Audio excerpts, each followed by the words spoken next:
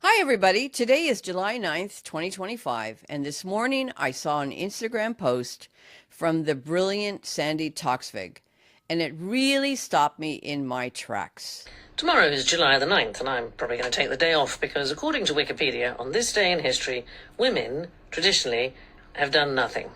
Men? Oh, loads of things, with the first notable event being July the 9th in the year 118, when Hadrian first entered Rome as emperor, little knowing the excitement of having a wall named after him in Scotland, which was yet to come. July the 9th, 1357, Emperor Charles IV helped lay the foundation stone of the Charles Bridge in Prague. No idea how they thought of the name. Women, we did nothing. Nothing at all, apparently, until July the 9th, 1762, when Catherine the Great became Empress of Russia following a coup against her husband Peter. This so exhausted the female of the species that we've done nothing since. Really? For the last 2 years, I have been a Bi-Fellow at Christ's College, Cambridge, working on something called the Mappa Mundi project, trying to find a new digital way to fill in the gaping holes of history, to make sure all voices, women and minority groups, are heard and never overlooked again.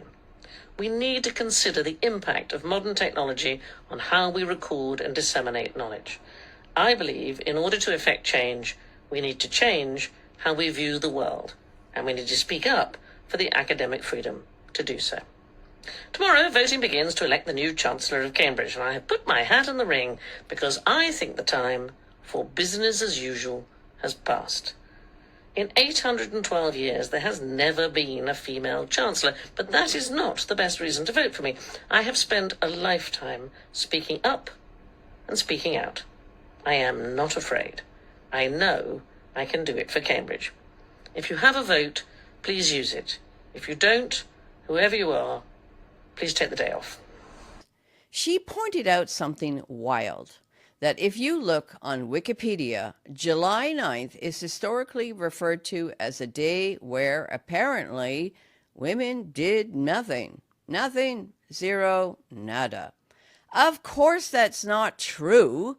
Women were doing everything. They just weren't getting credit for it. They weren't being seen. They weren't being celebrated or remembered. So that's why Sandy, who is an author, a comedian, an activist, is working on a huge historic project at Cambridge University to literally rewrite Wikipedia. She and a team of researchers are working and adding women's stories back into the narrative. Accomplishments, intentions, discoveries, acts of courage, cultural leadership, things that were real but ignored. Because if we're not writing women into history, we're writing them out. So, I want to join Sandy, and I invited you to do the same. Today, take a moment to share the story of a woman who has made a difference in your life. Use the hashtags Women of the World and Sandy Toksvig, so we can all see these stories and lift them up. And now for my part. I want to tell you about someone very special. Someone who changed not just my life, but helped change Toronto's identity as a multicultural city. Her name was Alida Lamberti. She was born in 1926 in the Netherlands, the oldest of 5 children in a household filled with creativity, architecture, and history. Her father, Sibyl Bauma, was a visionary architect who built the Zuiderzee Museum, preserving the vanishing life of Dutch fishing villages. During World War II, the family lived in Arnhem and, like many, endured great hardship. After the war, Alida studied art history in Amsterdam and Oslo, attended folk schools in Norway and Denmark, and became a talented weaver. In 1954, she married my father, Adrian Lamberti, and they immigrated to Canada with their baby daughter.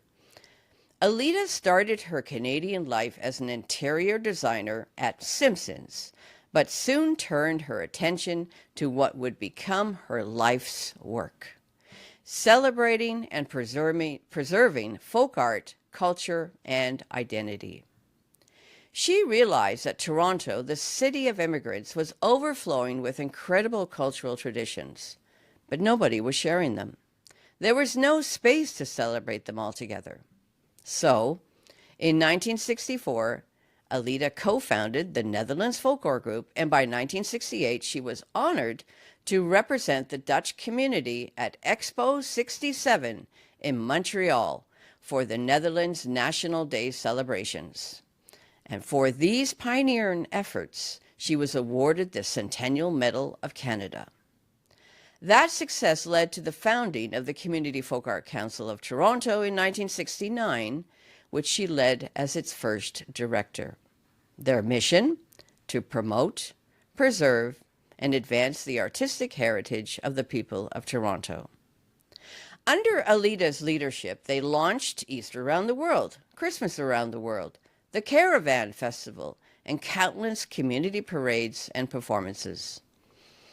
Alida's creative vision didn't stop with events.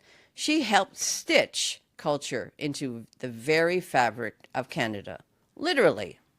She was invited to help represent Dutch heritage in the famous Quilt of Belonging, a 36-meter long textile artwork celebrating Canada's diverse cultural communities. She conceptualized the Netherlands block, a symbolic house motif that embroidered home, resilience, and belonging. The embroidery was beautifully executed by Greta Lacorny, but the idea was Alida's, as always rooted in meaning. The quilt project ran from 1998 to 2005 and included 263 blocks, each celebrating a different community, and Alida made sure the Dutch were among them.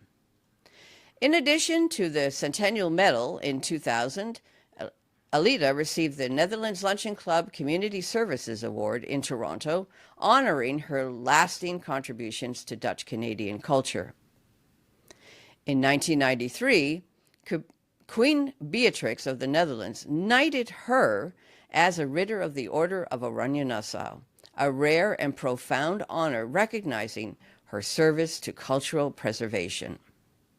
And on the way, in 1971, when Prime Minister Pierre Trudeau announced Canada's first official multiculturalism policy, Alida was invited to be a member of the advisory group shaping that vision, ensuring folk art and culture were included in the national identity. Even in retirement, Alida didn't stop. She joined Folklore Canada International and worked with CEOF, an organization affiliated with UNESCO, to send Canadian performers to festivals around the world, Korea, Mexico, Peru, Brazil, Europe, and beyond.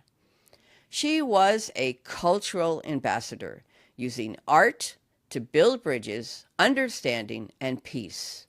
And even in her final months, she was sketching out ideas for an international festival of European folklore in Toronto.